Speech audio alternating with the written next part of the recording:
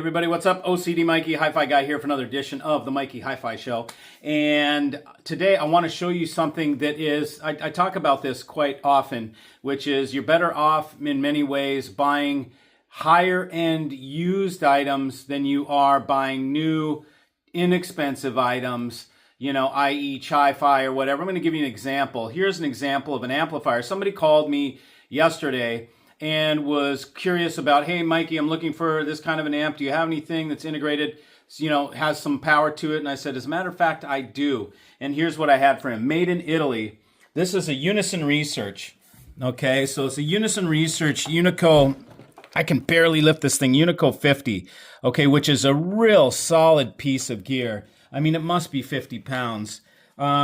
You can see, look at the beautiful, it's got, and this doesn't really mean anything for sound, but it's just the care that's taken in making this thing. It's got a wood and like a bronze or brass insert with the Unico logo, and you can see it's grained. This is grained vertically, this is grained horizontally.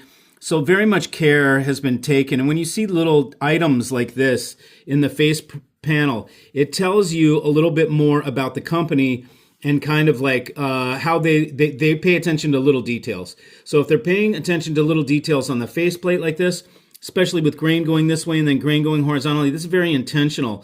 That means they're paying attention to the details inside the unit as well. It gives us a little clue how this thing's made. A very clever bevel here to make it even prettier than just a straight cut, which many other brands might do. You look at the knobs are not hollow. Okay, if this were Chinese, these would be hollow knobs with just a stem in the middle, and they wouldn't be solid aluminum the way these are made in Italy. They just have different manufacturing sort of quality levels.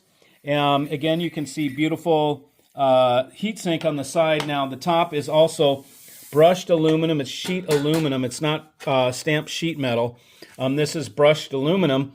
And then we go inside, and we see two massive toroids. So what we see here, what this shows us, is that it's got a dual mono power supply. So there's an amplifier here. There is an amplifier here. So there's an amplifier here and an amplifier there. Each one has its own power supply, and which is always a great indication that they went, it's basically, this is what they call dual mono, right? It even says it right here, dual mono, dual power, a transistor. This is a hybrid. And as you can see, there are tubes, and the tubes go right into here. And that's the tubes are for the input section. Then they go to a MOSFET output section. Or is this a bipolar? Looks like it actually might be bipolar. I'm looking at the transistors here. There's 8 per side. There's 4 here, and there's 4 upside down. There should be 4 upside down. No, there's 4 per side. So it's 120 watts per channel. And you can see, and when you look at something like this, and then maybe you look at like a modern Griffin or whatever, they're not going to look that different. You know, we've got WEMA caps here. It's like, it really amplifier, and I try to explain this to y'all, many ways amplifier at Class A, B, or Class A has not changed. This amp is most likely, see if I can get a date off a board. It's most likely at least 15, probably 15 to maybe 20 years old. I don't see a date on here. Let's see if I can see. I'll show you the back. See if we can see a manufacturer date. I got a serial number. Yep, I can't tell from the serial number, but you can see it's set up for bi-wiring, so you can bi-wire, and you don't have to use bi-wire speaker cables. You can just use dual speaker cables. We've got RCA and XLRs, and this whole piece was sold to him, and let's see, this has got to be 50 pounds. I mean, that is heavy. $1,800, that's it, $1,800. And that's what you're going to pay for a POS Hi-Fi piece. And you're better off having something that's 15 years old, built like this in Italy, way more stout. There's nothing really different or innovative about the new designs versus these old designs. It's the same stuff. They just rehash it. Looks like we even have some sort of upgraded fuses in here in this location, which is funny because this top part is probably, well, no, this is power. This is what goes through here. These are probably lights. This is probably just like a controls the front panel. Oh, let's see, we've got all those going in here. These go down. It's a control board. It looks like it's a distribution board is what it is. Interesting. So interesting. Anyways, so just wanted to make you aware that if you're looking for stuff and you don't have a budget, you don't need to rely on the Chinese crap. You can just buy good Italian stuff, good Danish, American, many brands out there. You just need to know what to look for, and you can find. But the cues, like I showed you, how the thing's made, how heavy it is, the little cues in the front face panel, such as wood inlays with brass interlocking components. Somebody had to hand make that and put that in there and place that in there. That shows that the company pays attention to detail. And when we go inside, we can see, yeah, they paid attention to detail throughout the front to back of the amplifier, and it's built solid. So many of these have lost their value over time, and for $1,800, it's a ridiculous bargain. Here's something to note that you don't see in lesser designs. Look at the holes that hold the lid on.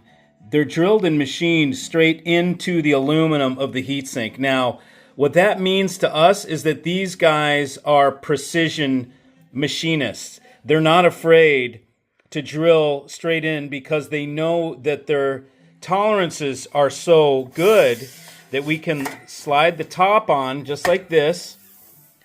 And whoop, let me try and get the focus in there. And as you can see, they line up, the holes line up perfectly. Okay, you're not going to find that in lesser designs. You're not going to find machining tolerance that's that good, that you can drill into the metal. They'll have shit like little loose nuts that move back and forth that slide, so you can line them up so that they don't have to worry about tight machining. But when you see somebody do a machine like this, that good of a tolerance, again, it tells you that these are the little things that tell you about how the design is made, you know. Some schmutz on there. I'll wipe it down. But nonetheless, this thing is on its way out the door.